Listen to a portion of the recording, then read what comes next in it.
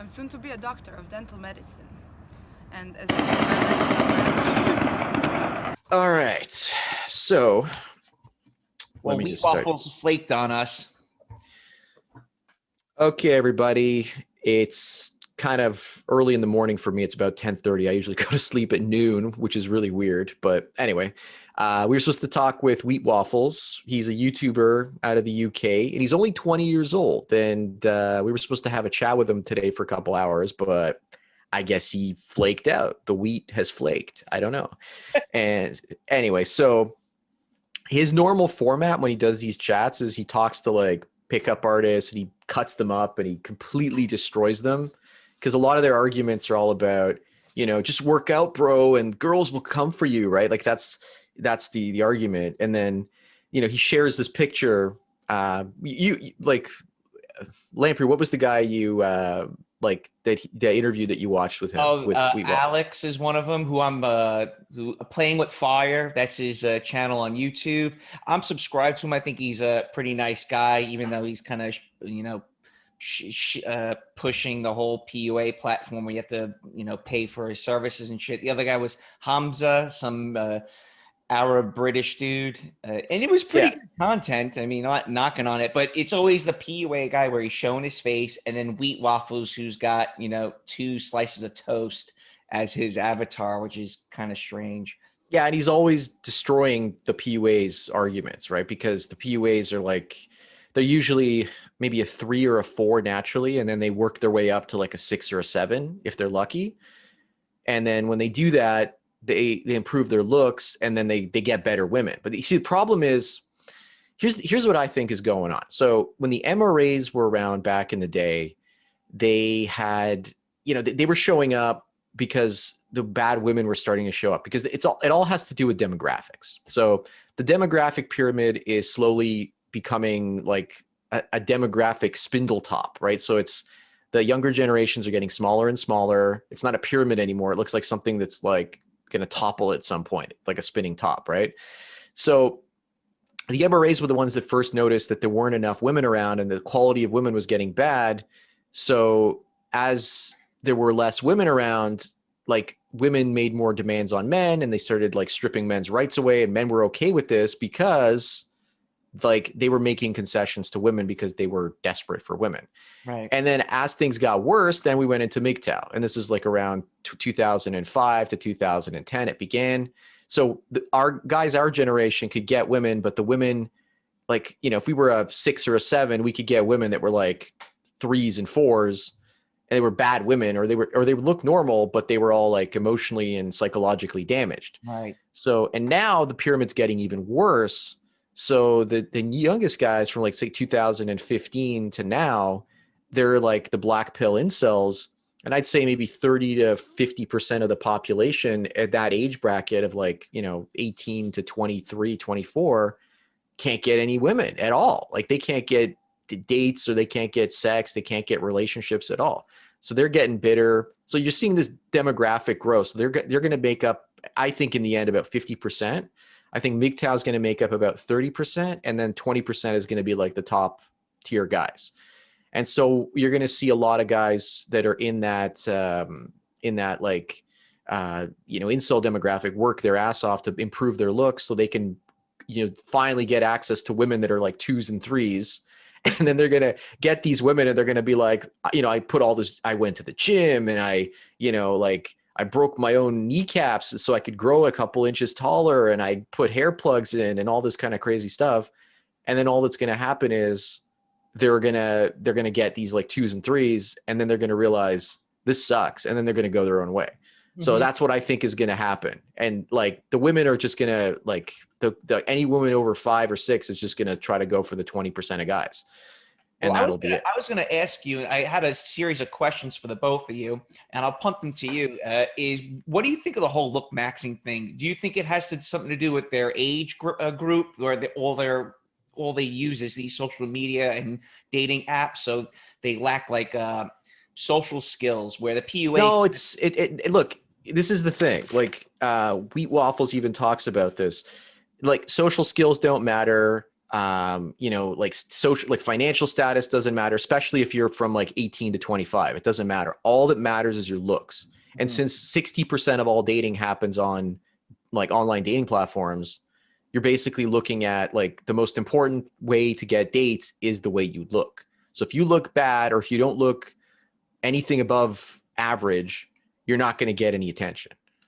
So Believe this that? is What's your personal experience? I mean, you're a little bit older than me. okay. So but I mean, look, the last time I was on Tinder is like 2014, 2015. Early 2016 was the last I like actually met anyone off of there. Mhm. And apparently, you know, it came out 2012, 2013. So back then it was still relatively new. Now it's become like mundane, and now it's become like really bad and really hard to get anything, any action or attention. So look, I was getting a lot of like immigrant women, like Latin American and like Venezuelan and Filipino, and you know, like those types of women, or like, you know, black Kenyan women, like just all of these women who would normally never contact me were just contacting me out of the blue. And I'd never seen anything like that before. Like normally, you know, I could find some like chubby white chick, and you know, I'd be happy with that before. But now all of a sudden, like the chubby like foreign women who never would have contacted me before were starting to like contact me. Right. Okay. And that was like those are the easy pickings. So that's what I kind of moved into. It was like, oh, look at this. This looks like an easy conquest. Sure, why not? Right. So I don't know what it's like since then. So, you know, it could have changed, you know, like, I don't know. Well, I think with the lockdowns and people not being able to go to bars and stuff like that, more men have jumped onto using these social media platforms. So now you're competing with so many more men that would necessarily not have these dating apps in the first place. Yeah, look, Match Group stock has been up massively in the last couple of years. And they own Tinder, they own like Plenty of Fat, and they own like a whole bunch of other dating apps. So the point that Mr. Flake Waffles was going to make, it was basically that looks are the most important thing. Everything else is kind of secondary. And I agree with that because, I think to some extent, I'm pretty much on the spectrum. I must have some sort of Asperger's syndrome because like, no, seriously, like, over the years, like, I'm okay talking to people one-on-one or like having conversations over the internet, but my body language freaks people out sometimes, especially, I might have issues maintaining eye contact occasionally. I have certain like mannerisms that people find kind of strange. So it's like, there's two different versions of me. There's the online version, and there's the real life And version, then the right? Spur version. But here's my point. My point is that sorry, what was I going to say? Because of the Asperger, it doesn't matter. Women don't care if you have any kind of problem like that. The looks are the number one thing. So today I was actually watching an interview. I think it's either Bill Gross or Bill Grossman. I can't remember the name of the guy, but he was talking about how he went and he found out that he had Asperger's. He went to a psychiatrist and he figured it out. And then he went to his wife and said, "Do you know that I have Asperger's?" He's like, "Yeah." And he's like, "Really? Why didn't you tell me?" And she's like, "Oh, I've known for like years." He's like, "How did you find out?" It's like, "Well, we went over and we hung out at Bill Gates's house, and you and him were doing the exact same things with your body language." And he's like that. And, I pretty much figured that so were you.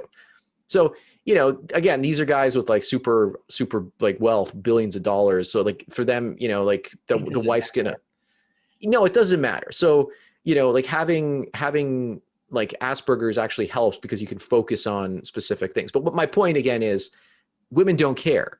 Like like all they care about is your looks when you're younger. If you look the part, they'll basically sleep with you. They don't care. They might not have a long-term relationship with you if they think you're damaged in some way, but they'll definitely sleep with you short term. Yeah. So regardless if you have Spurgs or not, as long as you're good looking, they'll still bang you.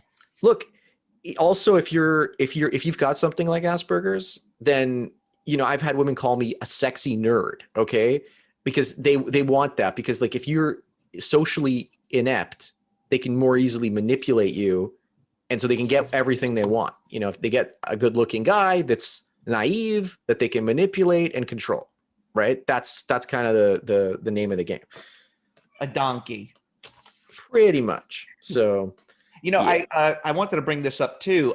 During one of our shows we did a year ago, so with Incel Maddox and Face the MLS, you alluded to the fact that MGTOW is dying or is dead, and Incel's the future. Can you like build upon that a little No, bit? I don't think it's dead. I think all three of these things, the MRA, MGTOW, and the incel groups are going to be around. I just think that some people are going to be like, for example, if you're like a 40 or 35-year-old MGTOW and you're like, I'm going my own way and I'm going monk mode and you're over women completely, and then you let yourself go over the next 10 years, and then you go back into the dating market, you're going to find out that you're an incel. You're not a MGTOW anymore. So it'll be like a stealth incel thing. And then you're going to see incels who are going to be like a 4 or 5, and they're going to work their way up into like a 6 or 7, and then they're going to go their own way. So there'll be like a revolving door around the 50% of men mark, where everything above will be like players and MGTOWs, and everything below will be like incels. So I think that's kind of the dynamic that we're going to see going forward. All right, good point. I also want to bring up a point. A lot of MGTOW content creators no longer make content. You know, I am's not around anymore. Paul unfortunately passed away. Vention passed away, and I did a Google Trend search to see like if in fact MGTOW was on the decline in the social media sphere. You know, again, content creators and what, and it certainly has Yeah. plummeted quite a bit. And you see this whole black pill incel thing take off, and basically if you just apply the word black pill to anything, you're getting some type of traffic to your videos versus Yeah, red like pill. look at Stardust. He's completely rebranded himself as a black pill channel, as opposed to like one of the first 2 MGTOW channels that were out there. So, you know, he's pessimistic, and he's talking about the horrible dating situation out there, and he uses black pill in every second or third video as a title, right? All the stuff he was criticizing me about, using MGTOW in the titles, and, you know, like just being an opportunist and coming in to like make money. And now he's, you know, I think he's got close to 1 million views a month. And look, I'm happy for him, but he's not really doing the content that he started doing. But he's going where the audience is, and he's probably just doing it to survive financially at this point. Like I think that's pretty much what it comes down to. What's your take on the whole black pill sphere in the manosphere? There's nothing wrong with it. It's just, like I said, if they looks max and they geomax, they'll gain access to women, and then those women will basically, you know, learn that those women like suck, and that they will, you know, what's the point of being with women that are bad? So they'll basically go their own way at some point if they can. Well, I feel like the people that jump into this whole black pill mindset, they bypass the red pill altogether. And I try to pitch this as saying, don't be so nihilistic about these things. There's more to life than just being obsessed with chasing down women and shit, you know? Yeah, but here's the thing. Like if you're looking at women, like if you're a 2 or a 3 as a guy, right? So Wheat Waffles would show this example of this guy. He looked like fucking Lord of the Rings dwarf, right? He's got like this like red beard, he's bald, and his muscles are like way too big, but his like stomach looks all kind of really, really narrow and thin. So he looks like this like super built dwarf, right? Like, you know, you could put him in the costume from Lord of the Rings and he would totally fit in. And, you know, and he asks, is this a high value man? You know, and obviously this guy is not a high value man. In fact, what makes him look even worse in terms of value is the fact that he's overcompensating. And then he asks one of the guys in an interview, so what advice would you give to this guy? And, you know, the guy has no clue. He's like, I don't know. And so Wheat Waffle says, I tell him to leave the country and go to an Asian country where he could get attention from women that way. So he's right on that. Like there's a YouTuber, well, he used to be on YouTube. His channel's still there, but he's been pretty much banned. So he created another channel. His name is Corbett, like James Corbett. He has this channel called the Corbett Report. And so he's bald, he's European, he's got a beard, and he's kind of a little bit effeminate and pale. And he moved to Japan, he got married and has a family. So, you know, it's like, you know, I think he's a little bit taller than our fine dwarf friend, but, you know, our built midget. But, you know, it's like at the same time, he's going to where he can find women that are shorter. So like, if, for example, if you go to the Philippines and you're a 5'7", 5'8" male average in North America, and you go to the Philippines, average height of women there is 5 foot. So to them, you're like a giant. You're like a 6'5" tall guy. So, he's talking about geomaxing and doing that. But here's, the problem is women are becoming savvy everywhere. Feminism is spreading everywhere. So eventually, even they're going to realize that all these white guys are coming, and they're going to start getting picky as to which white guys they go for. Right. Every country is X amount of years behind whoever's leading the way as far as feminism and, hypergamy run amok, so to speak. So if you go to the Philippines, 5-10 years ago, they would never dream of having a guy from another country send them money. Now, I recently saw on a Cambodian forum, this guy who owns these escort bars, lady bars, and about 25 to 30% of the women to sustain themselves because there's no tourists were getting money from abroad from, ex-customers, let us say. And even myself, I had maybe 3 or 4 women that I hooked up with back in Cambodia reach out to me all of a sudden looking for me to send them money. I was like, no, I'm not sending you money. I haven't been with you in 5 years. I haven't spoken to you. You want me to send you money? I'm broke. I need help. There's no more customers at the bar, this, that, or the other. So if it's not just me they're reaching out to, they're probably reaching out to 20, 30, 40, 50 different guys that they slept with. Yeah, it's pure desperation at this point, right? They're trying to survive because the simp supply is gone, right? So what are they going to do? So now, I anyway. think also with the lockdowns, I don't know how much we can really discuss about the whole concept of geomaxing. I had an interview recently with some guy asking about if he should geomax, and I'm like, well, where are you? Are there lockdowns? Are there certain restrictions? I mean, I don't want to talk too much about the lockdowns with you, but I was just alluding to the fact, if you're going abroad, and then there's this whole issue globally that's going on with the lockdowns and the scamdemic. It's probably not in your best interest to geomax right now. Yeah, look, for me, I can't even leave Canada at this point because I don't have my jab or my boosters, right? So I can't drive across the border. I can't get on a plane unless I fly private, and that's it. That's the only, I'm basically stuck here, but that's okay, right? I'd rather be here for now. I was planning on going away next month, and I think they're going to make some type of announcement in the next week or so. And I told my buddy, I go, listen, make sure you have an insurance plan on those airline tickets because they might lock us down again. So I think the whole concept of geomaxing is kind of dead in the water until we get out of this situation we're all in globally. Yeah, I don't think they want people leaving their countries. Imagine if crypto takes off and then all of a sudden you've got millions and you can just go to another country and get citizenship and never come back to your your country that's basically controlling people's freedom through vaccines. So I don't know. Well, circling back to the whole look maxing thing, and I definitely sympathize with young men. When I was 20 years old, social media was kind of in its infant stage, so to speak. So people are still using Facebook, Instagram. Tinder took off when I was already abroad. And I remember my brother talking to me about it. He's like, oh, you should download Tinder. And I did download Tinder when I was in Cambodia. And there was obviously no Cambodians or Asian women using these things. There's all other tourists from either Europe or the Anglosphere using them. And, now that the women in other countries learn about these social media apps, it just causes a bottlenecking as far as looking for women and how to, seek a significant other, let us say.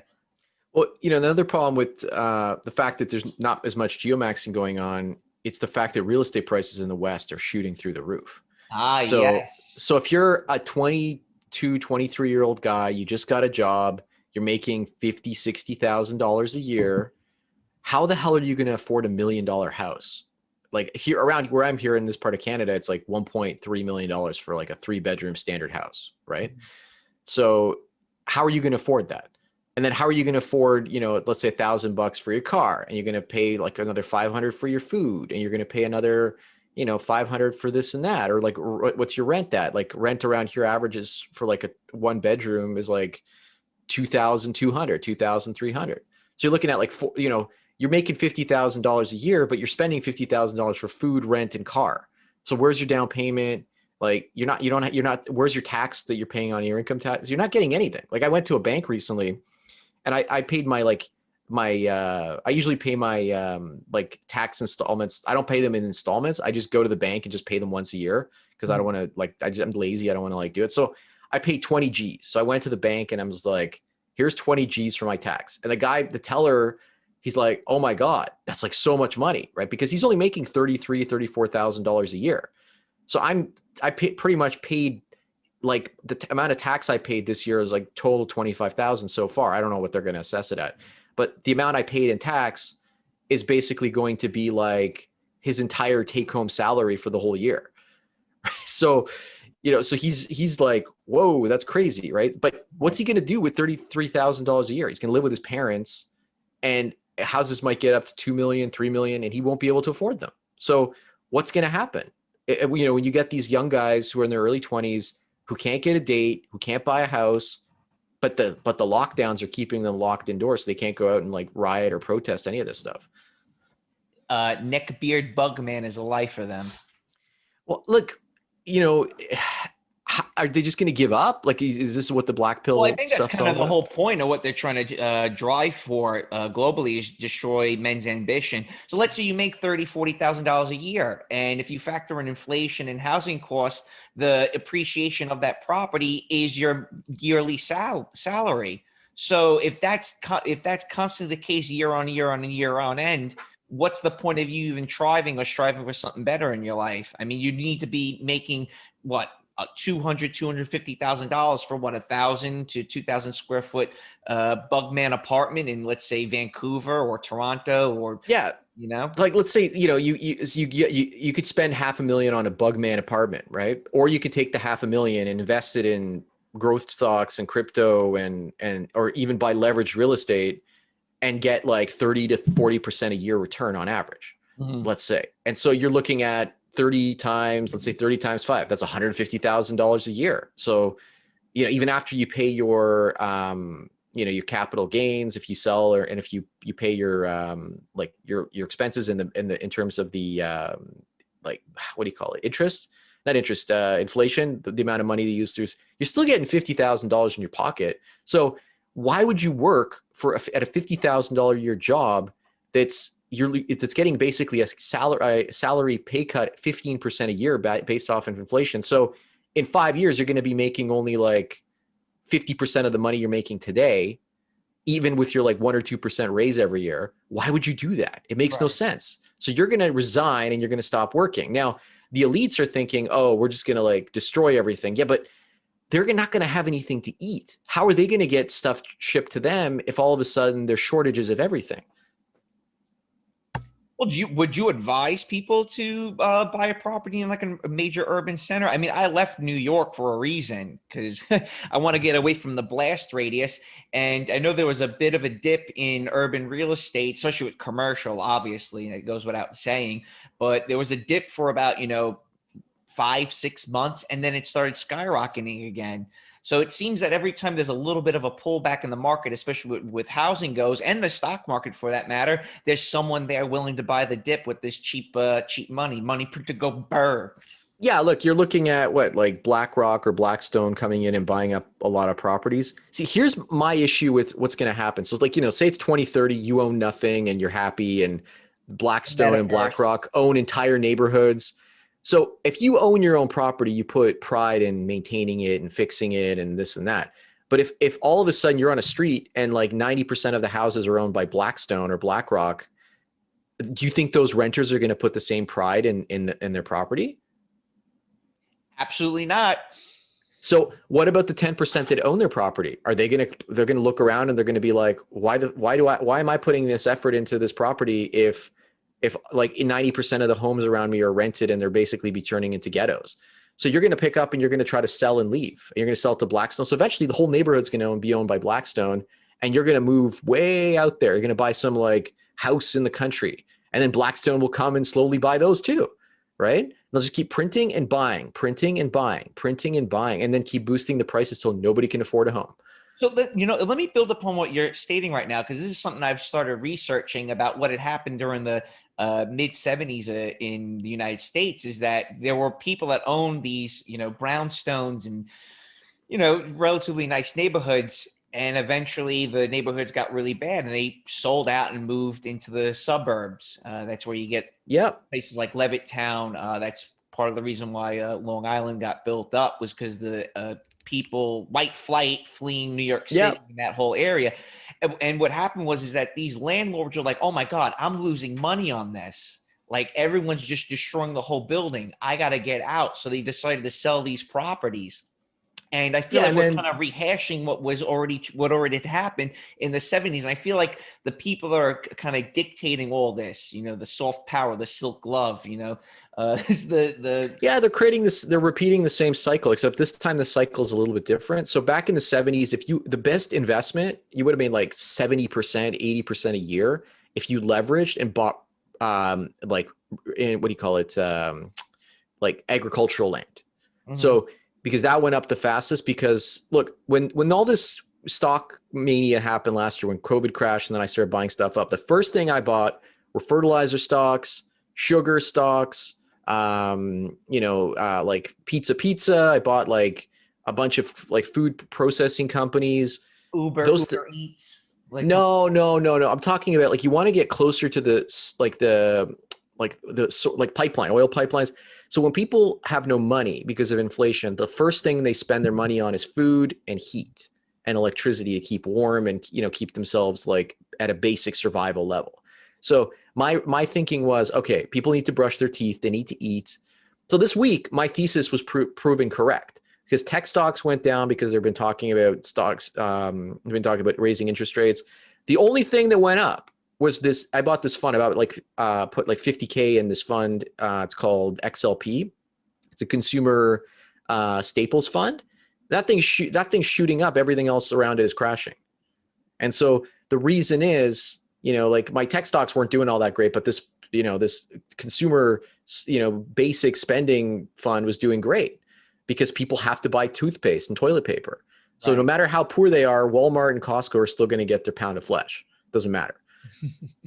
Right. You still need necessities, housing. And look, I don't care. Like, you'll own nothing and you'll be happy. Well, guess what? You still have to buy food. You still have to buy your own toilet paper. You're not going to reuse someone's toilet paper. You're not going to rent toilet paper, right? It's not going to work. So, those are the things that I loaded up on the past 6 months. I loaded up on canned food. I mean, eventually I'm going to eat it. I started freezing a lot of my meat because meat prices are going up. I bought like 6 tubes of toothpaste and like 2 big things from Costco, those toilet papers, the huge bundles. So that's exactly what I did to kind of safeguard myself from inflation. Yeah, just be careful where you put those. My parents bought them and they put them in the garage, and then some mice found it and made a nice home. Oh, what, the toilet paper? Yeah, they love that stuff. They could build like their nest right in the middle of it. Hey, so speaking of inflation, what's some advice? Because that's something some of my listeners were asking. Safeguarding yourself from inflation. Do you buy more crypto? Do you buy ETFs? Well, what do you reckon? Okay, so look at it this way. So you're looking at crypto. Bitcoin has been going up at about, on average, the last 11, 12 years, 150% a year, 160% roughly. So let's say that drops to 50% a year on average over the next 5 years, 10 years. So a third of what it's been doing up to now. That's still better than tech. Tech has been averaging around, the S&P has been averaging what, like 20%, 25%. Tech, fast growing tech stocks are averaging what, like 35% if you're lucky. So like crypto, number one. Number two, tech stocks. So I've rotated out of bonds and I've rotated out of a lot of my dividend shares, and I bought tech and I bought crypto, and I'm sitting in those.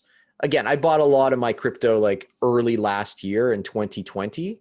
So I'm sitting on like 3x gains at this point. So for me, I don't care if it goes down to 35, 40,000. I don't care. Like I've profited handsomely, and I can just wait it out. So, and that in 2.5 years, they're going to cut the supply again.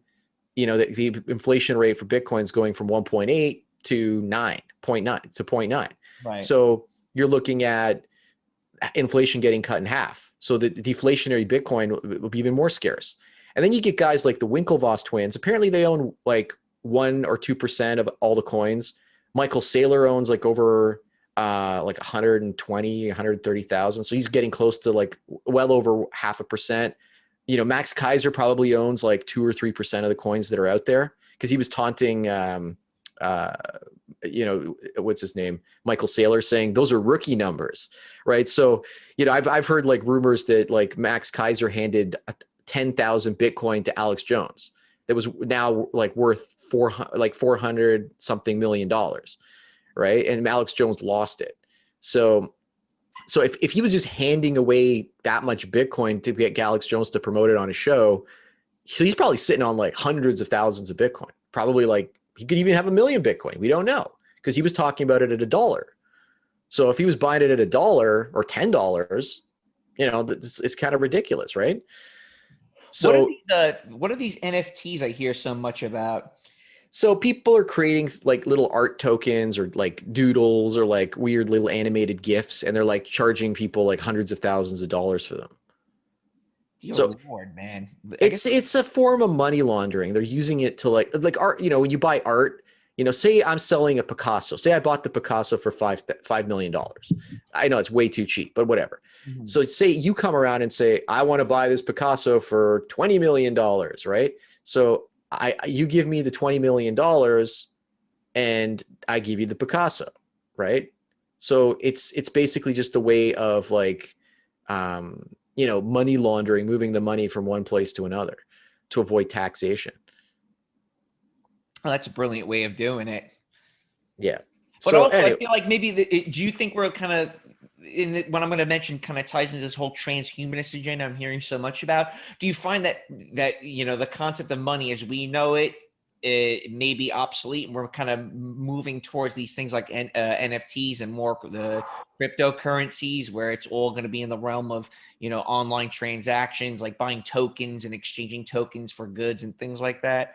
well, there's going to be, you know, the talk is there's going to be a central bank digital currencies. Thing is, no one has one that's functioning on a massive scale right now. China is testing it and trying to make it work. I don't know if it's working yet, but look, they have to figure this out. And if there's one thing governments are bad at, it's IT, right? So Good like, point. so this is a problem, right? So that's number one. Number two, you brought up the post-human agenda. Here's something that's really interesting. So why are we having this like 57 genders and all this kind of stuff? So postmodernism is all about destroying what was there before and like putting something else in its place. So if you want to go to a post-human agenda, if you want to make people accept posthumanism, you have to demolish the concept of gender. You have to destroy the idea that there is male or female, because if we're all programs on a computer, we don't have gender, or we can pick whatever gender we want to be. Right. So the idea of like gender is a construct in a virtual world, in a metaverse where we're all living as post-humans, gender is a construct. It's not real. But like in this world, it still is real, because we still have to, you know, we have to reproduce, right? So they're getting us ready for the days when post-humanism will be here.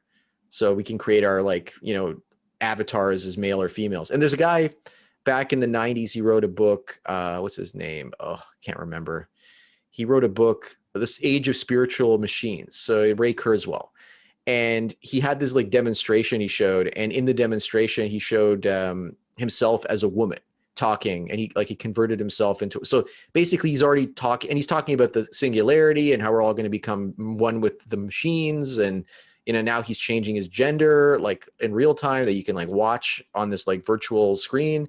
So they have to demolish gender. Gender has to be destroyed. You can't have, if you destroy gender, then you can basically get people to accept that they have no gender. Right. So it's like that movie Ready Player One that came out a few years ago. But people had gender there. Like a lot of the characters, they just had different avatars, but they were still male. Like the guy had a girlfriend, he met her in real life, and she was a female in the game. Right. So it's not like I'm still, if I'm going into the metaverse and I'm identifying as a 24-year-old thought, I'm still identifying as a different gender.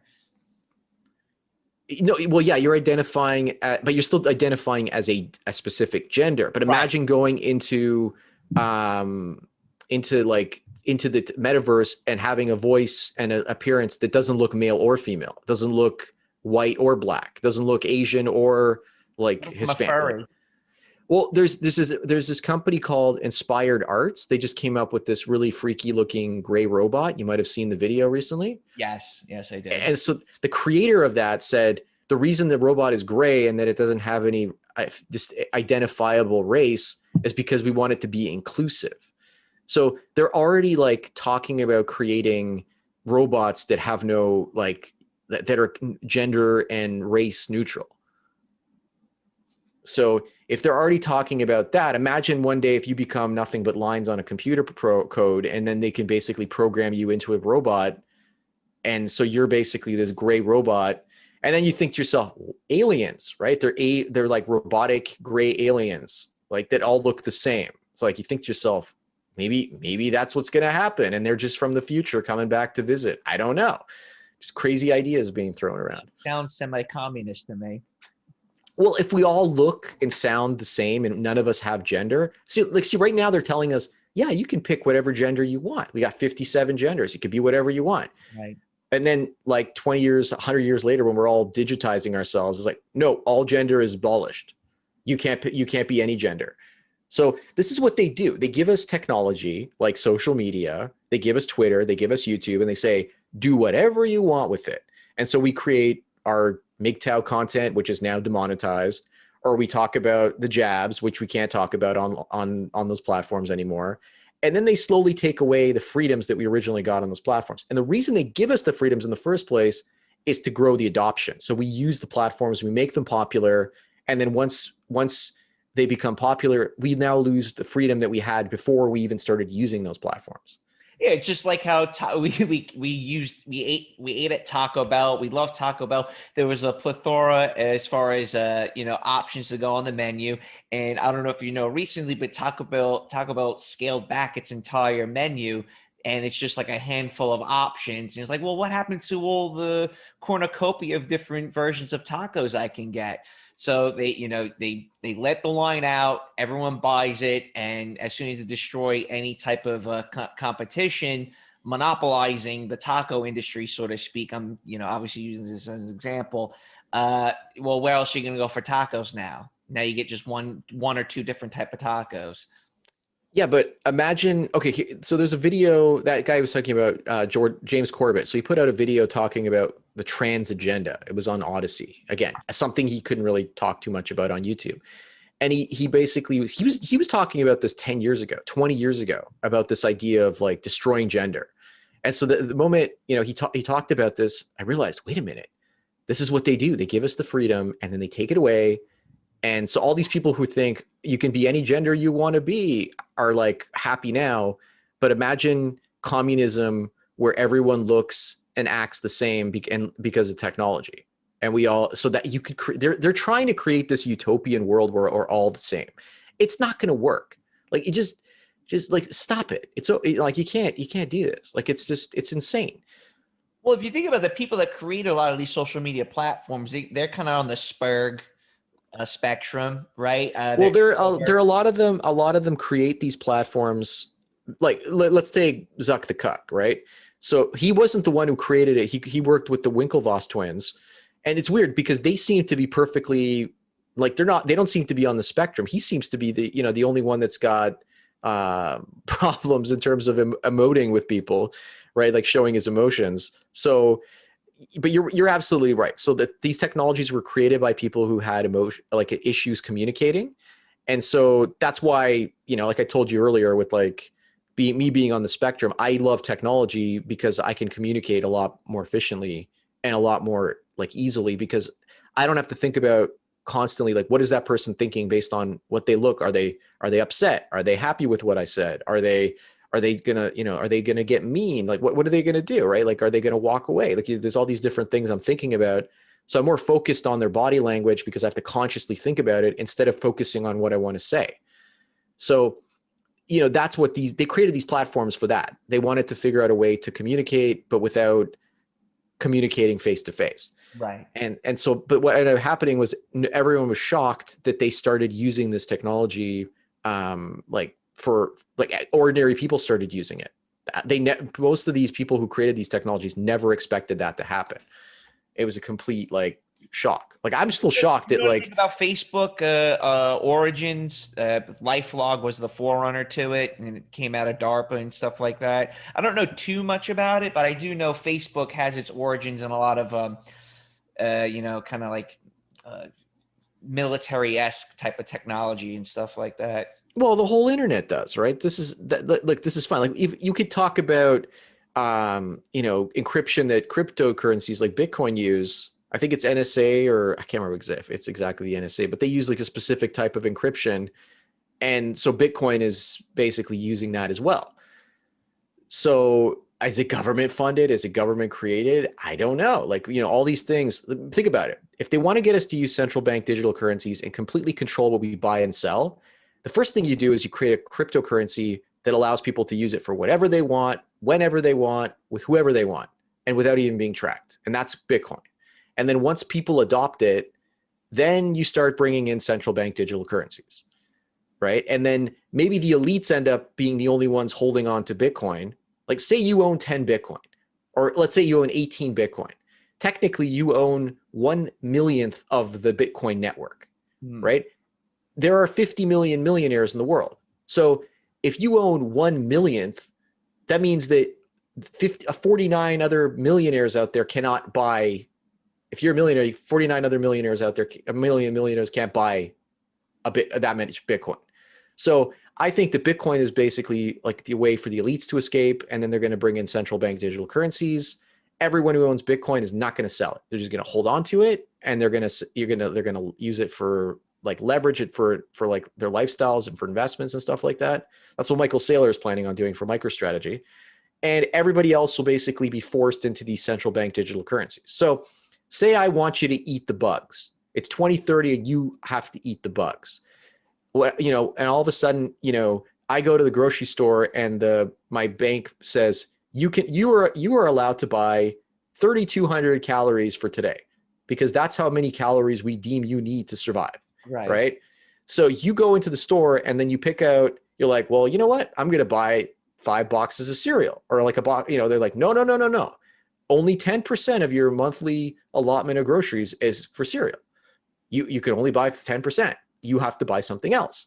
So then you go and you're like, I want to buy the meat. Oh, no, we don't. You can't buy meat because meat is banned because it's bad for the environment. So you can't buy it. But you can buy these nice bugs over here, or you can buy, 5% of your total monthly allotment can be bugs, right? Now, if you don't want those bugs, you can't buy anything else but those bugs. So you're going to go hungry and you're going to lose weight. Right? You're going to starve slowly if you don't eat the bugs because your money is programmable. What? Eat the bug, get the jab. No, you will die if you don't eat the bugs, because if you don't eat the bugs, you don't have enough calorie nutrition. So you're going to die. It might take a year for you to like become super skinny and die. But guess what? If you don't buy the bugs this month, your bug allowance is gone. Now next month you can't buy the bugs you lost from the previous month. Right. This is what I'm thinking to myself. How would I fuck over people and force them? Because look at it this way. Right now in the United States, 50% of the population is obese, right? By 2030, you're looking at 55 to 60% of the population obese. So how do you stop people from eating? You make sure that you control the money and you program it so they can't buy the food that they want to eat. Now, that's what's going to cause the revolution. Screw money, screw like people losing their rights. You take people's food away. They're not going to riot. They're going to come after you. They're going to eat you. Like they're literally going to eat the rich. They're going to be like, well, I'm hungry. I don't want to eat the bugs, but that guy over there, that banker looks pretty tasty. Right. So, and they're literally going to like snatch a banker off the street, put him on a spit, roast him in the middle of the street and eat him, because it's like, eat the bugs or eat the banker. I'm going to eat the banker. Right. That's where we're heading. If the elites aren't careful, but the elites thinking, well, we'll have a robot army that Elon Musk will build for us. And Elon Musk can't build self-driving cars yet. He's been promising that for 5 to 10 years. So maybe the robot army won't arrive in time. Well, you're still going to need people to maintain this robot army. Who exactly are you going to do that? Well, exactly. But the thing is, still, like they'll just get people like overseas that'll program other robots. Robots will maintain robots, and Well, the you know people. that throughout history, the elites try to wall themselves off from the dirty hoi polloi. I mean, this has been tried and true many times, and always ends up in abysmal failure for them. And I see that's something that they're trying to do right now with these lockdowns, with the metaverse. Getting everyone these forced vaccinations, where they're trying to again wall themselves off. And you see this in a micro sense when countries like Brazil and South Africa, where there's certain these enclaves of elite people that you don't have access to, or going into these neighborhoods. Look, but this is going to happen regardless. This is what we're talking about in terms of like Bitcoin citadels, right? So right now, in El Salvador, the president is inviting everybody down there with Bitcoin, and he's building the Bitcoin city. Yeah, so he's the dip too. Did you hear about that? He keeps buying the dip, and it keeps dipping, right? And so everyone's making fun of him. But the thing is, he's going to set up the volcano mining, which is already mining Bitcoins, but he's going to set up power from the volcanoes, and he's going to power the Bitcoin city. Now, the Bitcoin city, unfortunately, is built on the slope of a volcano, right? So that's like Pompeii 2.0. Like, what are you doing? Are you insane? Like, can't you put the city like at least like 10 kilometers or miles away from the volcano? Why you got to build it right next to the volcano? Like, are you insane? Right? So it's a sustainable city. The height of the buildings, I think it'll be like 3 or 4 stories, and it's a complete circle. So it's a completely plan. Look, I love the plan. I've been advocating cities like that for the longest time. But the problem is, you're going to put all of the like the Bitcoin holders in one city, and they're all going to be like wealthy. And then what are you going to do? Somebody's going to just like either like drop a nuke, or just the volcano will go off, and there goes like a huge chunk of the Bitcoin and the Bitcoin holders. So I don't know. Like if I was going to do something crazy to these people, like that seems like putting everybody in like one spot. So it's like, come on in. It's like what was that? Like, with the Titanic, right? Everybody was, like all the wealthy people went on the maiden voyage, and then the ship sank, and all the enemies of the Federal Reserve were on the boat. Yep. Right. So it's like you're inviting everybody, like all your enemies there that you don't want, and then you're just going to blow it up. Right. It's like so everyone relocating to Florida, stick all the anti-vaxxers and anti-maskers in one state, and then have a hurricane come along and destroy. Well, they're not just in one place. Look, you got West Virginia, you've got Texas, you got Tennessee, you've got like North Dakota. There's some outliers, no doubt. Yeah. So I'm looking at this in terms of, look, the country, America is like, in terms of the current like setup, is doomed. You know that as well as I do. Like sorry? Don't black pill me, bro. Yeah, you know that. You already know it. So anyways, the next thing I want to talk about. So have you heard that in China, they've now they're outlawing vasectomies and abortions? Have you heard that? Yes, I did. Tell us a little bit about it. Yeah. So basically what's been going on since about the summer of 2021, if you're a guy and you go to a hospital and you want a vasectomy, like I think about 60 to 70% of the hospitals are saying, no, you can't get a vasectomy anymore. And the other hospitals are saying like, you can get it as long as you're married and you've already had a couple of kids. So they're creating restrictions in vasectomies. And then now they're talking about abortions, restricting abortions as well. And they're saying that women, they're not going to allow women with healthy pregnancies to get abortions because it's all about equality. That's the talking point of the CPP or the CCP, right? So how is it equality that women can't get abortions? I don't understand. Like, what do you make of that? Well, I do know that China is doing an about face regarding a lot of this social engineering and these type of this woke ideology. And it seems that Xi Jinping and the CCP are acting a little bit like the get off my lawn, you young whippersnappers, get out of here with your fucking video games and your tranny bullshit. And I think that they're trying to somehow propagate their imploding demographic problem that was kind of initiated through the one-child policy. And we already know what the one-child policy was, predominantly males that were born. So they're trying to, give men a little bit of a backbone and not kind of bring about this whole pussification of their identity of the Han people. Yeah, but you can't force people to have children, and you're not going to start. Okay, they're going to ban abortions, and then they're going to ban vasectomies.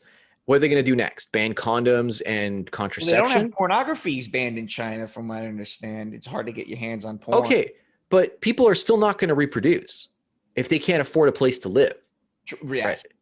Like, you can't afford a place to live, you can't afford food, yet they're like, go make babies. It's like, but I can't eat anything. Go make babies. It's like, well, we order you to make. The whole Evergrande situation where the real estate developers are getting decimated financially because the CCP decided to finally put some restrictions on these developers, and they did it about 6 months ago. Now we're seeing the ramifications of the government policies, where it's no longer the Wild West in these parts of China, where you can just start building these mega cities and shit. And I think it's a bit of a pivot from the CCP to win over the young and let the boomers kind of just like, all right, you had your fun, time to let go of some of these properties, let the young people buy into it.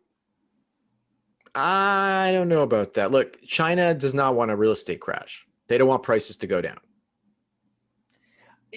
It's a topic I'm starting to get into. Like I said, I think the whole, I don't know how much you know about this topic, but it's something that I'm pretty quite privy to. It's a topic that I've been researching quite a bit about. I plan on going on the Myth of the 20th Century podcast next month to discuss it. Alex Smith is going to be joining. Actually, he's coming on my show, and then hopefully I'll be on his podcast to talk a little bit about it. But the thing is that the whole property development in China was built up under the previous faction that run the communist government, the Sandman faction. Those guys are like, Pelosi age. They're like 80, 85. And Xi Jinping, who is he's super popular. He's a bit of a populist. And he knows that the future is the young people. So he's trying to make sure that he keeps all the young people happy. And what's one of the biggest point of contentions between the government and the people is the lack of affordable housing. So he's got to figure out, and the Communist Party needs to figure out, how are we going to make property affordable for the young people? Sure, you're going to ban vasectomies. Sure, you're going to ban abortion. Sure, you're going to limit the amount of video games that guys are allowed to play given a certain specific time frame. Okay, but the underlying problem is we cannot afford housing, let alone food. So what are they going to do? What do you think? There is no solution. How they're going to afford housing? What's going to happen is all these old people are going to start dying, and then there's going to be empty buildings. There's going to be empty apartment buildings, and then either the government's going to start expropriating and handing it off to the young people so they can have kids. I think that's probably what's going to happen. Yeah, exactly, 100%. So that's why maybe not necessarily a crash, but some type of correction as far as housing goes. Now, mind you, that's what China's doing. Meanwhile, us in the West, we're not getting any of that. In fact, we're getting the complete opposite. Yeah, for sure. So where would you recommend, like, if you were to relocate out of a major city, what would be some of the top picks in your opinion to relocate to? Like, parts of Alberta would be going up into Labrador. Like, I don't know too much about Canada. First of all, look, I've got like skin issues. When it gets cold and dry, I get in trouble, right? Like, my skin dries out and it hurts, and it's most likely psoriasis.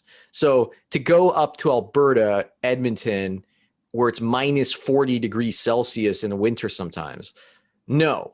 I'm like, no, I'm not going to do that, right? So, like here it's like -5 right now, and anything under like freezing, I get into trouble. So I can't imagine going somewhere that cold. So it makes sense in the summer. Yeah, it would be great. But in the winter, where are you going to go? Like, the only place in Canada that doesn't really get too cold in the winter is Vancouver. And that houses are like $2 to $3 million there now. Well, you could thank a lot of the black money from Hong Kong for that one, man. The fentanyl cash. Yeah. So look, you could move out to like the Fraser Valley. I think it's expensive there too now, but you can move out to somewhere in BC and like have but look, there's no sunlight. So if you've got psoriasis, if you don't have much sunlight, then the sunlight helps with your skin, but it's all cloudy all the time. Right. So it's like so look, that doesn't work. Montreal, it gets to like minus 20 Celsius. Yeah, I in the caught wind, and pneumonia in Montreal, so yeah, it stays cold for like 2 months, 3 months solid. Like it just stays cold, really cold. And then it gets windy. Chicago and New York are colder than Toronto, believe it or not. It's in the winter. I don't know why that is. I guess just because it's next to the ocean and it just like the cold water from the ocean. I don't know. So that's and it gets really windy too. So I've been to both places in the middle of the winter, and I'm like, it's not that cold in Canada, in Toronto, compared to Chicago and New York. So that was interesting. Where like in the States, if I was in the States, I would like, okay, I like Miami. Problem with Miami is they've got giant cockroaches everywhere, right? Mm-hmm. So you're going to have cockroaches no matter what, because they're year round, they're everywhere. You're going to have giant millipedes. You're going to have like all kinds of like, like problems from that, right? And a lot of people complain it's cold with the air conditioning because people run the air conditioning at full blast all year round. So that's a problem. Also, let me see, like Florida, if you go further up, it stinks like sulfur because of the swamps, right? So if you're driving around, you get issues with that. But it is nice. Like, like when it's not too hot, it's nice. But in the summer, like when I used to go, like when my parents used to go in the summer, it's like so friggin' hot. The pavement was almost melting. So anyway, Florida would popular with Canadians. What? Florida is a very popular destination for Canadians, expatriates. Yeah, Florida would work for me. Like if I was up, maybe in the middle of Florida somewhere where there's humidity, but it doesn't get too hot year round. I could pull that off. Florida would be good. The Southwest, I love the Southwest. Problem is, if I was living in like Flagstaff, Arizona, or if I was living like in Sedona, I'd have to run like, humidifiers all year round. Yeah, like just yeah, exactly. Right. So, like I love it, but I remember going when I was there, like the last few times, my lips would get dry. And that's, even now I have problems with the lips and it's not dry. Like that's not super dry, but I couldn't imagine like, my lips were cracking and peeling. And this is before I had any problems like, 5-10 years ago in the Southwest. So that would be an issue. So I definitely wouldn't want to be there. Like again, California is different, but California is too expensive. Right. And then San Francisco is different, but San Francisco is now like a shit town, literally, right? Do you think the whole working from home thing is here to stay? The global elites probably want that because that saves fuel. Well, and that also hurts our prospects on buying property now, doesn't it? So there's this redistribution of wealth out of these mega cities into the suburbs and exo suburbs where, areas that were considered, uninhabitable or locations that were not deemed worthy of investments have gone up quite significantly. And that's, I've seen that, across the board. Yeah, no, look, you do real estate. Too bad you can't promote real estate on your show. Then you get work. Maybe someday in the near future. That'd be pretty dope. But even where I lived, I was telling you before we started recording, I bought myself a small little Bugman condo. And in the past 6 months, it's already up 20%. And that's not including the renovation I put into it. And it's really nothing special. So the question is, okay, I sell it and all right, where am I going to go? And my money's melting in my bank account as I sit and wait and look for something else to buy. Look, 5 years ago, I could have bought a 2-story penthouse apartment that was, I think it was like either 2,500 or 3,000 square feet. It's like massive, right? And it had like 4 bathrooms, 3 giant bedrooms, 2 walk-in closets, staircase, like a separate laundry and heating room area, 2 kitchens, like the massive living room. Like and there was a pool on the same floor. It was on the pool's on the roof of the building, which is kind of cool. Mm-hmm. And it was about $350,000, but the maintenance on that property was around $2,400 a month. Oh my God! Yeah, exactly. Right. So do taxes or no? That's with the tax. Yeah. That's okay, so it's a cooperative. Okay, I got you. No, that's the maintenance, right? So that's what you. So and I could have bought it, right? And my plan was basically to buy it and rent one of the rooms out and be like, and because there's 2 parking spots. So I'd be like, okay, I'd rent one of the rooms. I wouldn't rent it for like $500. I'd rent it for like $1,200. You get a room and you get, hell, I'll give you the whole friggin' floor, right? There's 2 floors. You get a floor of a 2-story like penthouse condo, right? Let's say I rented it for $1,500. So that would cover, I could have bought it with cash and then I could have rented the half and I would have paid $1,000 a month to live there. I should have done that. Now that apartment is going for 1.2 million. Like that's 6 years after I skipped out on buying it. Yeah, look at the increase, man. That's wild. And It's again, insanity. it goes back to what we were saying earlier about, all right, if you make $40,000 and the property inflated by $60,000, you're chasing a mirage at that point. Yeah. So then I was like, okay, this opportunity is past. So about 3 to 4 years ago, I was looking at places in this town called Cambridge Galt. So I was going Galt. I wanted to like leave and go about an hour out of the city. And houses there were about 250 to 300,000 for these old Victorian homes. Mm-hmm. And so now if you go there, they're about 600,000. So they've gone up 120, 130% in 3.5 years, 4 years. So then I was like, 2 years ago before COVID, I was like, all right, that's too expensive. I'm going to go further out. How about 2.5 hours away in the city of London? And I saw houses there. My plan was to take $500,000 and buy 2 properties, take one of them and rent it out, and then use the rental income from that property to pay my living expenses in the other one, right? So that way I could basically live for free technically, right? Right. So now those properties are going for 550,000. So they've doubled in the last year and a half. And then Niagara Falls, I was looking at houses for 250 there as well. Now they're up to 600,000 as well. So where does this stop? Like, you know, I'm looking at like, okay, where else can I go? And there's like London, you could still find stuff for like 300,000-400,000. Like you could find, there's a town called Chatham, houses there around 300 to 350,000. But that's between London, Ontario, and Detroit. And there's like literally you have to drive like an hour to get to Detroit, and you have to drive like an hour to get to like London, or like it's not that far, but you're out in the middle of nowhere. So on top of that, the inventories are crashing everywhere. So there's nothing for sale anywhere. So right. They constrain inventory to prop up the housing market. And I think we were talking a little bit about BlackRock and a lot of these other REITs where they just go around just gobbling up all these properties and buying them a little bit over asking price. So anyone that were to come in, put a bid in, one of these LLCs or these publicly traded companies come in and pay a little bit more than the average person, and just constraining the market. So my thinking is, okay, let's say this continues, that we get 25% annual increase in real estate prices every year. Let's just say, but let's work that in as a fixed expense. So, okay, our rent's going up 25% a year. No, they're not, right? So what you'd have to do is you'd have to find other assets that are going up 25. Well, it's got to go higher than that because you got to make up for the tax that you pay. So you got to make 35%. So crypto and tech stocks, if you're in those 2 things for the long run and they keep going up and they're going 35, 40, you average 40% between the 2, you're beating out the 25% that you would have got on the property, right?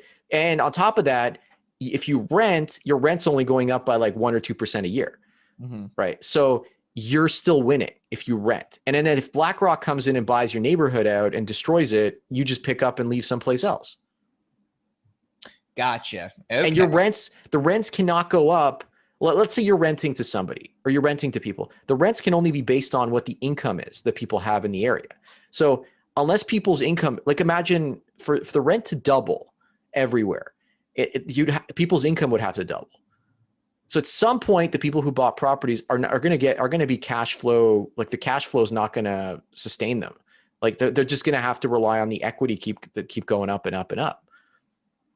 Well, I think a lot of the boomers are also, really enjoying the ride with the passive income, renting out various properties. The Airbnb, for example, which has exploded in popularity. Yeah, but how much of that's happening now with COVID?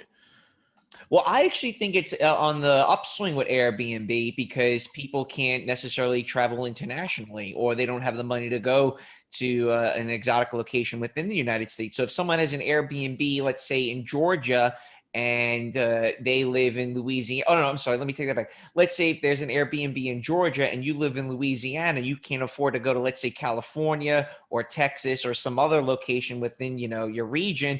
Oh, look, there's a cute little Airbnb not too far away from here. Why don't we go there for a weekend?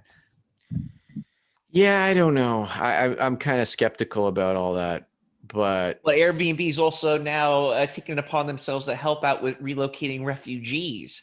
So you see this weaponization of mass migration from the top, from the corporate. yeah, top. but you know what's going to happen? People in Canada, like I know people that are leaving for Mexico. They're just leaving. So what's going to happen when the people with money turn their money into crypto and just Piss off. give it? Yeah, and then what are you going to do? Like that's it. You can't tax them anymore. So I think a lot of the lockdowns are about keeping people with their wealth in locked in places where they can't leave. Well, it's funny you bring that up, and goes back to the whole immigration thing. Is that with China, they've put capital flight constraints on how much money's allowed to leave the country. So you see that a lot of the wealthy Chinese can no longer move their money to places like Vancouver, New York City, San Francisco, and the government's cracked down trying to force these people to buy their dilapidated ghost cities and their ghost units. Yeah, but imagine they do this in the West where like people start realizing that the nation states are collapsing, their money is worthless, and people are like, I'm going to turn it all into crypto and leave the country for one that's going to run on a Bitcoin standard like El Salvador. What are they going to do? How are they going to enforce people to stay unless they've like forced the borders to get locked down? So I think that might be a plan. Like, we don't know what the plan is. I don't really want to talk too much about it because of all the crazy censorship. But no, I totally get you. Let me ask you something though. What do you think hyperinflation is here? Do you think it's a lot hyperinflation means 50% a year in rising prices, right? Right. Okay. Well, if real estate's going up 25 to 30% a year, we're more than halfway there. So we're almost in hyperinflation for asset prices. Look, I'm looking at my stock portfolio and most of them are up like 30, 40, 50, 60, 70% in the last year. So that's hyperinflation. It's like those stocks are hyperinflating against the Canadian dollar. Mm-hmm. Right. So, tech stocks have been up 50% this year, the last year, and the previous year. So that's 50%. So tech stocks are hyperinflating against the dollar. So hyperinflation is here for asset prices.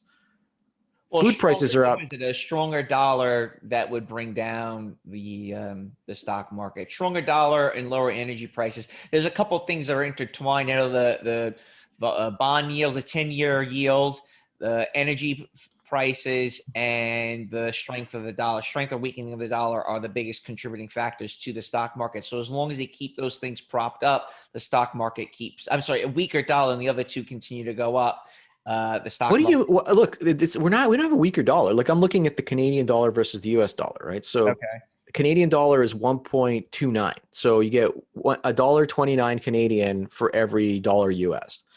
A year ago it was like 1.2 or 1.15. So the American dollar has been strengthening compared to the Canadian dollar. I don't know if it's like that with other currencies right now, but that's what I'm seeing. Hey, give me 1 second here. Sure. Just have to readjust myself. No problem. Yes, I can't believe Wheat Waffles, man. He's an hour and a half late. I really hope we were able to chat with him again. I'll definitely reach back out to him and see if we can do this maybe in the new year. Nah, I don't think it's gonna happen. I'm just gonna put maybe make the title Wheat Waffles Flakes Out or something like that. Like I don't know. Gluten-free waffle. Yeah. What were some other things you wanted to talk about with us today? Well, he's got on his page, he's got things that say, what did he say here? With the black pill community, the idea is to just be tall and handsome, right? around women, which is kind of impossible. Like, how are you supposed to be tall and handsome unless you already are, right? And then he talks about the red pill community and just says, just be confident, right? So he thinks that all we promote is confidence. But in reality, like, you know, confidence around women, I don't care about women. So since 2016, like, okay, what motivates you besides women? So for me, I've tripled my net worth since 2016. I've lost 20 pounds, you know, and I've gone monk mode, and I basically, you know, have a better life and more peaceful and quiet life. So why would I lose all that weight and make all that money unless I was going to get go for a woman? Like, Right. and so and see, that's the thing that motivates most guys. They have to get the girl, so they're going to work hard to get the girl. That's the majority of guys. But a small minority of guys are going to be like, wow, I don't have a bitch in my life. I can go and like really get ahead now. So I don't think, I think the younger guys, because they're still run on hormones. I think a lot of the black pill community still run on hormones. They don't understand that you can basically be like free from relationships. They don't see that as an option yet. Yeah, they When don't they see get the into the, focus on themselves either. That's what I try telling a lot of these guys are like 24, 25. I go, listen, focus on yourself, focus on getting some skills down, you know, become an expert in a specific field, something to that effect. Worry about your future. Don't worry so much about how you're going to get laid. look, the thing is, all these guys in the black pill community and all the PUAs, they don't talk about something I like to call the limits of looks maxing, right? So you want to kind of say, okay, like every guy can only like boost his sexual marketplace value to a certain extent. So if he goes from a 3 to a 5 or a 3 to a 6, he's now in MGTOW territory, and he's going to get access to those bad women. So, you know, he can't. If he's 5'7", 5'8", he's not going to go up to 6 feet. That's not going to happen. So, you know, that's his fate. He can't work his way up higher. So Right, he's got to. there's a limit to this. Yeah, there's looks maxing, but if he's now 5'8" and he goes to the Philippines and the women are 5 feet tall, now he can start to like. Right. Like, It's the same as if I go to South America, they see me, I look kind of like a white Hispanic, and women are going to gravitate towards me versus like, let's say if I was back in New York or something, I'm just another schlup walking the streets, you know? yeah, like we were talking about Jordan Peterson, and Jordan Peterson even got involved in looks maxing by getting hair plugs and losing weight. Like if you look at old videos of him back when he first stood up against transgendered rights and all that stuff, like the compelled speech laws, Right. he's got this like big white shirt, he's overweight in like these gray pants, and then he's got suspenders on keeping his pants up, and then he's like going bald on the top. He's got like almost a horseshoe going, right? He's got like the patch of hair in the middle, and then it's like slowly disappearing off to the sides. And now his hair is like a straight line all the way across. He's perfectly tanned a lot of the time. He's lost a lot of weight on the meat only diet, on the lion diet. So like, you know, he's improving his look so he can basically collect the bucks. That's how it works. Isn't it seem kind of, isn't that him being a bit of a hypocrite considering all of his body? Well, the reason I wanted to bring it up was because he attacked the incel community, and he was like saying, you know, if you can't get a woman, it's not the woman's fault. It's your fault. It's like, well, okay, if a guy is a 2 and he boosts himself up to a 3 or a 4 and he's still not getting any women, whose fault is that? Yeah. It's the fault of the genes that he was dealt. He got a bad poker hand, right? So is it his fault? No, it's not his fault. Is it the woman's fault? No, she wants a better man. So is it God's fault, right? Like, you know, like did God just deal him a bad hand? Not really. Like it's just there have to be above average and below average guys. It's just that's how it's created, right? Well, it's So such a blind spot when it comes to people of his generation to what's going on with younger people. It's really frustrating. You know, we talk a little bit about boomers, and they're just not, their lack of self-awareness and their lack of understanding their surroundings and what time, what age we live in. Like a lot of them are just stuck 20, 25 years into the past, not realizing like there's a whole world on the internet that's taking off, where people again are becoming, you know, whatever gender they want to be, you know. So Okay, but what? Okay, so Jordan Peterson is 59 years old right now. Boomer. Yeah, go on. Is he a boomer? Like, okay, let's see, baby Excellent. boomers. I always say 55 and old. I don't give a shit what people say. Okay, so he is. That's He's boomer. That's yeah, early. he's a baby boomer. Yeah, he's a baby boomer, but like he's on the end of the baby boomers, right? He's cusp baby boomer. Exactly. So that's the thing. Like if that's the case, then Look yeah, at you his can. fucking daughter, dude. Like, that's such a bad representation. You're going to, gotta sort yourself out. You know, he sounds like Kermit the Frog. Oh, sort it out. And then the women and the lobsters and the dopamine hits. And meanwhile, your daughter's fucking, wearing a bikini, posting thought shots. She's got that 1,000 cock stare looking at her UFC boyfriend. I mean, come on. Like, that's such a bad, sort your own fucking house out, man. Yeah, look, the guy was sick. You got to cut him a break. He was taking his lorazepam, and it screwed him up, right? So, yeah, I don't think he was anticipating such popularity in such a short. well, look when the iron is hot, you got to strike, right? So he was making so much money, like $100,000, $200,000 a month for a while, and then on top of that, his book. So he figured, okay, if he worked his ass off for like 3 or 4 or 5 years, he could have like $10 million, $20 million. Mm-hmm. So that's what the point was, right? It wasn't about like, like why is he doing all this? He was just trying to cash in as quickly as he could. So that makes perfect sense. Like I don't blame anybody for doing that, right? He behaved like a boomer. Yeah, look, he wasn't really a wealthy guy to begin with, Right. But at the same time, now he is. So now he can pretty much do and talk about whatever he wants. So his daughter, like that's just like that. She's just riding in his coattails. Just accept it and just that's it. But it makes you wonder, like, what type of conversation he had with his daughter, saying, "Hey, listen, I don't want you to post anything, scandalous all over the internet." Doesn't the daughter also have a illegitimate son? No, she has a son with the husband, and then they broke up, and then she got back together with that guy. And is that the UFC guy we're talking about? No, she was seen with the UFC guy between the breakup and getting together back with the current husband again. Okay. I used to really enjoy Jordan Peterson's takes, his uploads, his interviews. He's quite agile, and he's got a lot of finesse when it comes to doing debates. I don't knock on the guy. I just found it really strange when he went to the World Economic Forum and gave a speech. I'm like, he's fallen into that trap. He's talking to a lot of people, a lot of power, and I became a little bit of a skeptic. So, and he gets trashed on by a lot of people in the mainstream media and a lot of people in the alt media too. I don't know what your views on him are, but I tend to have positive views of him overall.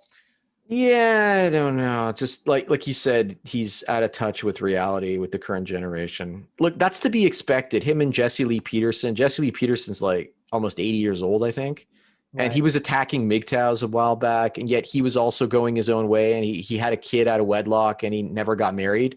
And he's like, yeah, it's like, you got to go out and get married. It's like, yeah, but you're not married. And you're like, and you never got married. So what's going on here? Why are you telling people that they're losers if they don't get married, yet you're not married yourself and you never married? Doesn't make any sense. That's like total hypocrisy. Yeah, totally. So is there anything else you want to talk about?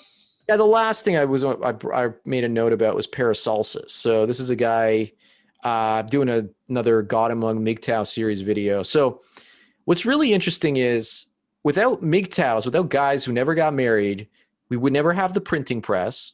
We would never have the airplane. We would never have like modern electricity transferred to your home. Like all these things that we take for granted, that are so important in our day-to-day lives, they wouldn't be here. So, and again, I think the printing press is the most important one out of those all, right? So Johann Gutenberg got out of a wedding he was supposed to take part in.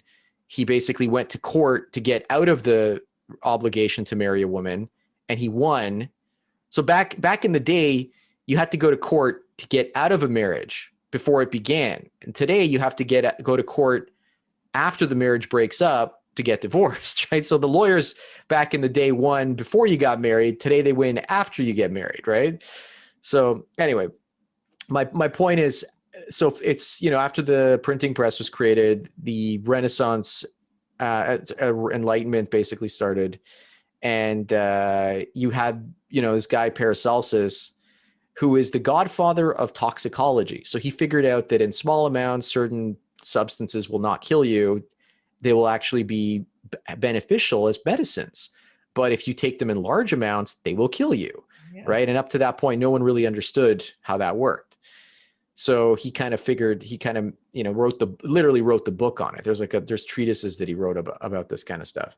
So anyway, he created this stuff called Swedish bitters, and it's basically bitter herbs that he went around Europe, during after the printing press was invented, and that's when knowledge was starting to spread. And he went to all the European libraries and universities, and he started collecting knowledge from like folks in the countryside to see if he could find old folks remedies and try to figure out, how to use them as a foundation on how to, build his own medical practice. He was an outcast doctor. I think they killed him. He died in his mid 40s, but he was basically a heretic as far as the scientific community goes. Well, no, he was definitely a rebel. Back then, doctors would make money off of bleeding people. They'd say if you had too much phlegm, or if you had too much blood, or if you had which fluid you had too much of, we're gonna cut you open and let it out. Mm-hmm. Right. So that was their crazy idea of that means it's working. I'm sick because you're bleeding me to death. No, it means it's working. You're getting better, right? Yeah. So anyway, I can't remember the four humors, or I can't remember the exact term, but anyway, so he's like, these people are insane. Right. And so he was going around, and he became a doctor to kings and nobles and generals. And he was going around and practicing medicine. And so he found these things called bitters, and he found that the ancient Egyptians, in their wine, they would put bitter substances and herbs that would actually aid in digestion. So when you drank your wine, it would actually counteract the effects of the acid it found in the wine. So you didn't get acid reflux from the wine. And so the way that these bitters work, you can buy them at a health food store. You don't need very much. I only take, half a milliliter a day. No, sorry, it's not a milliliter. What is this? It's half a milliliter a day. So at the two meals, the main meals I eat, I take 0.25 milliliters. That's really, really tiny amount. That's 20 drops, maybe 15, 20 drops. And so what I do is I put a little water, and I drink it, and it basically hits your tongue. And then there are receptors on your tongue that tell your body, oh my God, this guy's eating something bitter. We better produce more stomach acid and bile. And so it basically activates your pancreas, activates your ability to produce more stomach acid. And then once you take these things, your stomach starts producing acid, then you eat your meal, and now you have enough acid from your own body to digest your meal, and your reflux is gone. I couldn't believe this. It was I'm like, okay, I'm going to take this. This is the bitters. You take a few drops in water, and it'll work. And so I drank it. I had bad reflux for 3 weeks, 4 weeks. I was constantly coughing, constantly had problems. Right. I put this in water. I had my meal, and I'm like, it's gone. There's nothing. I'm like, this is impossible. I'm like, how does this work? This is like a miracle drug, right? And it's been around for 500 years. This guy developed his formula 500 years ago. Can you tell me any other medicine that we use that's 500 years old? Nothing. No. Yeah. So it's going to be here 500 years from now. And it was around 500 years ago. And the problem is we don't produce enough acid. It's not that we have too much acid. We don't produce enough of it. And when we don't produce enough of it, our sphincter in our stomach doesn't seal up properly, because it's, the receptors are saying acid, close. And it's but when there's not enough acid, it won't close. And so the acid goes back up your esophagus and causes problems. So you were helping me with some of my stomach issues a few months ago. I started drinking the apple cider vinegar in the morning, and I don't have the dry cough anymore. Was it acid cough? I think it's called. Yeah, because what you're doing is you're adding more acid to your stomach, and then your stomach is saying, oh, look, there's a lot of acid here. We better close it. And so what your body will do is it'll close the sphincter, and then you won't get the reflux, the silent reflux up your esophagus. So the first thing you should take is the apple cider vinegar. Now I can't, because I can't be consuming carbs and sugar, so I stay away from it. The second thing, if it's stress-induced acid reflux, you take the bitters. And you'll know if it's stress-induced acid reflux because the bitters will work immediately. And that's what happened for me. And I was like, shit, it works. So now I know it works. Now I don't know, I haven't figured out how long I can take it. They say take a full milliliter every time you they want you to go through the bottle quicker so they can make more money, right? But I only take like a quarter of a milliliter. So the bottle will last me 100 days. So like, and again, you're not drinking something that's really affecting your stomach. I don't think so much. I think it's just like, it's activating the receptors on your tongue. So, you know, some people have said they've done it for like 4 or 5 months and then they took a break. I don't know. The idea is to get your body into the habit of producing its own acid so that you digest your food properly. That's it. So, all right, so you don't necessarily know how long. Let's say if I were to start doing this with the bitters in conjunction with the apple cider vinegar, you're well, if the apple cider vinegar is working and your acid reflux is completely gone, then stick with the stick with the apple cider vinegar. There's no need to go to step 2. Step 2 is the bitters, right? So that's like level 2. Now, if the bitters stop working, because some people it doesn't work, right? So then you have to take hydrochloric acid. So then you have to take acid pills and boost the acid in your stomach until it closes. okay. Well, I tell you what, if I go 2 or 3 days without drinking the apple cider vinegar, my cough does come back. Exactly. So, but the thing is, doctors will want to sell you acid reflux medication, and what that does is it shuts off your body's ability to produce a lot of the acid. Right, so it acts like it blocks the where the pepsin comes out of, from what I understand. Yeah, so you're going to have more problems down the road because you're not digesting your food properly. Then you're going to have more blockages and you're going to have more digestive problems. Well, So my former employer had Barrett's gut syndrome. You know what that is? Barrett's esophagus. Yes, that's it. Yeah, and he dude, his esophagus looked like a dumpster fire. I mean, it's got like nodules and like tumors and green things growing on it. And he goes, as soon as he started drinking the apple cider vinegar, he went back to eating his regular diet, and he's had no problem since. I know Barrett's esophagus is irreversible, from what I understand, but yeah, that's why you want to get the reflux under control, because then if you don't, you'll get Barrett's esophagus, and that's a precursor to esophageal cancer. Yep. And then if you get that, you're done. The survivability is like 10% if you're lucky, right? And the only thing you could do at that point is cut a chunk of your esophagus out, and that'll extend your life by 6 months. That's it. Look, I know people who died of this. Like I remember talking to a what do you call it, oncologist about it. I'm like, can they do something? And the oncologist is just shaking their head. I'm like, can they? And it's just the oncologist does not say a word, just keep shaking their head over and over and over again. I'm like, okay, I get the message. Like, no hope. Okay. Yeah, I do think a lot of it was stress induced on why I started developing these problems. Yeah, it's stress. Yeah, and stuff. Yeah. But the thing is, you can't get rid of stress in the modern day. It's just like almost impossible, right? Yeah, so you ain't kidding. It's impossible. You can't get rid of it. So you're going to have to hack your own body to basically produce its own acid in better quantities. You know, before we wrap up, there was something that you said a while ago to me about how, you know, we started to return to the familiar when it comes to things that we enjoy and such, because the world is becoming so complex and so full of contradictions.